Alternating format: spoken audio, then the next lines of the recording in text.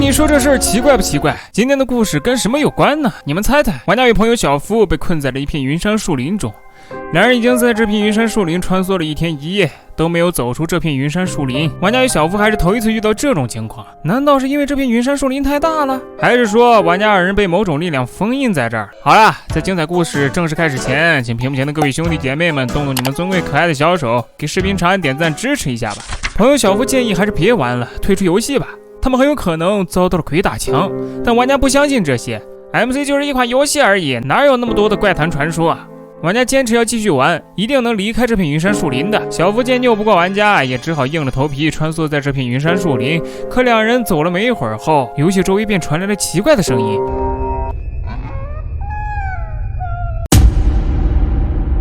像是某种生物的叫声。但是玩家和小夫都表示，之前从没有在 MC 中听到过这种声响。小夫已经开始有点慌张了，紧接着声音再次传输。玩家二人呆立当场，一时不知所措。就在这时，玩家抬头看到了天空，貌似一只鹦鹉飞了过去。小夫已经一刻都不想在这儿多待了。玩家二人头也不回的一直朝着前方奔跑，又跑了没一会儿后，那奇怪的叫声消失了。但是玩家二人在这儿发现了一座木屋，这并不是二人搭建的木屋，难道服务器内还有其他玩家？这不可能，服务器就玩家与小夫2个人，莫非是游戏自己生成的？玩家二人小心翼翼地走进了这所木屋内，里面有几块告示牌，告示牌的大概意思是，这座木屋是一个叫威利的人搭建的，他喂养的一只鹦鹉丢了。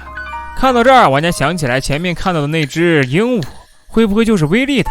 但是这个威利是谁？游戏内也不可能有第3位玩家。玩家与小夫越想越后怕，很有可能他们遇到了什么奇奇怪怪的东西。两人决定还是赶快离开这儿吧。两人这次一起朝着南方前进，可走了没一会儿后，竟又回到了这座木屋。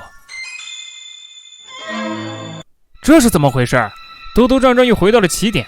玩家终于意识到为什么他们到现在离不开这片云杉树林了。就在这时，熟悉的声音再次传来，两人赶快躲进了木屋内。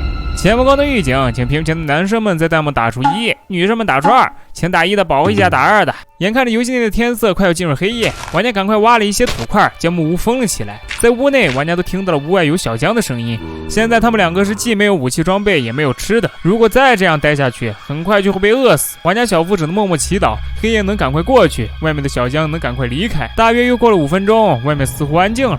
玩家与小夫透过栅栏观察了一番外面的情况，在确定安全后，两人再次走出了木屋。可这次出来后，一个被玻璃封住的坑吸引了玩家的注意力。走近后可以看到，下面是一群的鹦鹉。他们为什么会出现在这儿？正当两人满脸疑惑时，熟悉的叫声再次传来。玩家与小夫再一次的躲进了木屋内。就在这时，屏幕突然提示，威力的鹦鹉正在靠近。玩家意识到情况不妙，果不其然，随后那只熟悉的鹦鹉便闯了进来。接着，玩家与小夫与服务器断开了连接。